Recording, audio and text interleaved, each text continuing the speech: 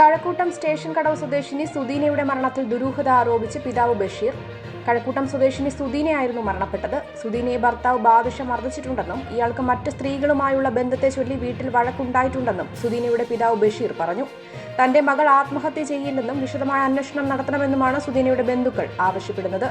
അതേസമയം കഴുത്ത് മുറുകിയാണ് സുദീനയുടെ മരണമെന്നാണ് ഡോക്ടർമാർ ബന്ധുക്കളെ അറിയിച്ചത്. എന്നാൽ കുഴഞ്ഞു വീണു എന്നാണ് മക്കൾ തന്നെ അറിയിച്ചതെന്നും പിതാവ് ബഷീർ പറഞ്ഞു. കഴിഞ്ഞ ദിവസം രാത്രിയാണ് സുദീനയെ ഭർത്താവിന്റെ വീട്ടിൽ മരിച്ച നിലയിൽ കണ്ടെത്തിയത്. പോസ്റ്റ്മോർട്ടം നടപടികൾക്ക് ശേഷം മൃതദേഹം ബന്ധുക്കൾക്ക് വിട്ടു നൽകുകയും ചെയ്തിട്ടുണ്ട്. News desk Vakkom media.